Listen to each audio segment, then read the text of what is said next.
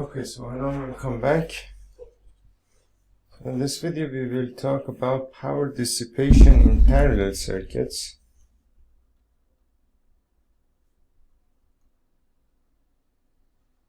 Power dissipation in parallel circuits.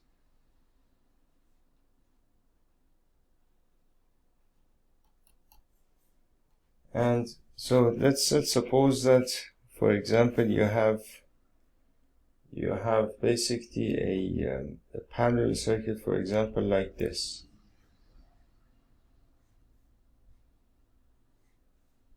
And let's suppose that, for example, this circuit is connected to a power supply like this, and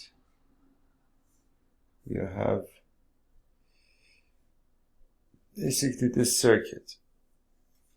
You have basically R1, you have R2, you have R3, you have V of S. So of course that you know that there is some power dissipated in this resistor, some power dissipated in this resistor, and some power dissipated in this resistor.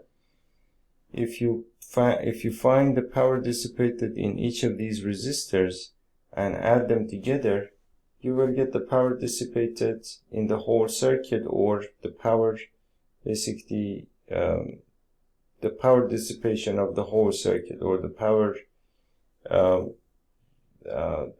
basically given out by the power supply, something like that. So in that respect, it's exactly the same as a series circuit, meaning that in a series circuit, in the previous video we said that basically the power dissipated by R1, R2 and R3, if we calculate them individually, that would be again equal to, if we calculate them individually and add them together, that would be the total power dissipated in the whole circuit, right? So that's exactly the same thing. Now suppose that for example you have this circuit over here, and you have basically R1. Suppose that R1 is, for example, equal to 22 ohm, and R2 is equal to basically 47 ohm, and R3 is equal to 68 ohm, for example. So in this circuit, the voltage, the power supply voltage is 3 volts, 3.0 volts. Now in this circuit, what happens is that you know that P is equal to V times I, or P you can call it basically I squared R, or you can call it basically V squared by R. Now since the power supply voltage across each of these resistors, or the voltage across each of these resistors is the same as the power supply voltage, you can just simply simply take the power supply voltage, square it, and then divide it by the value of these resistors, meaning that the power dissipation in R1, for example, P of R1 would be equal to, for example, 3 squared, which is equal to 9 volts squared, divided by basically R1, which is 22 ohm. And that gives you, for example, some value. We will calculate that.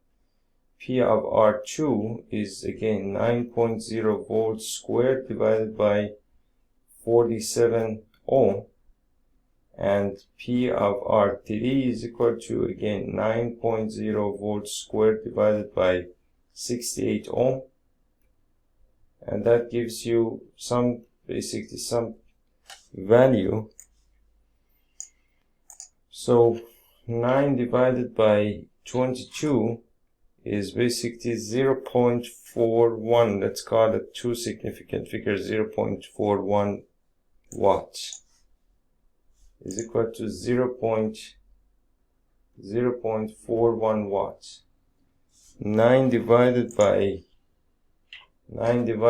47 is the same thing as 0.19 watts, and 9 divided by 68 is the same thing as 0.13 watts, right?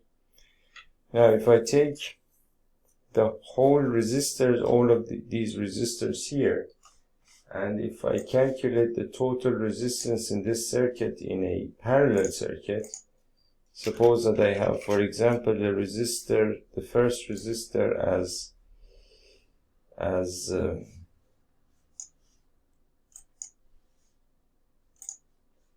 suppose that I take the first resistor as 22 ohms and 47 ohms and 68 ohms, and calculate the total resistance as 12.28 ohms.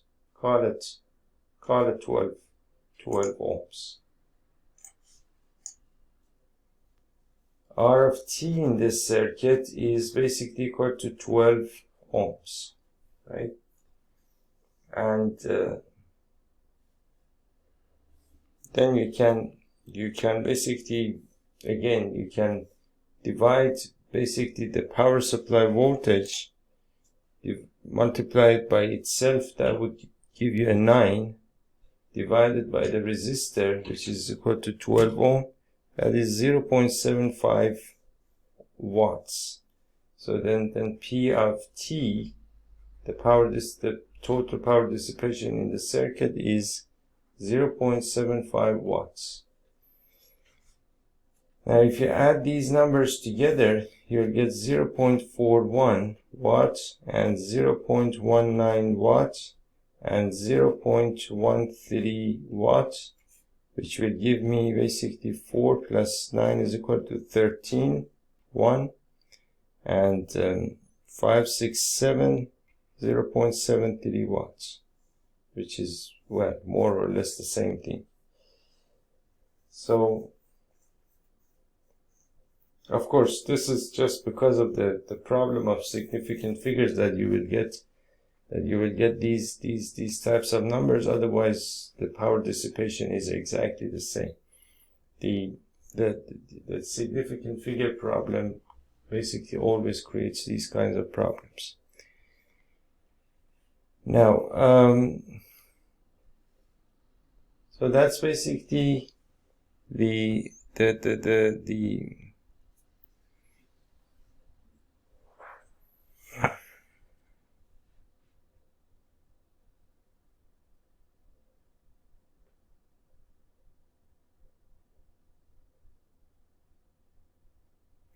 that's basically all that you need to know about, for now at least, the power dissipated in parallel circuits. In the next video we will do a couple of problems regarding these problems. I'll see you in the next video, and thank you.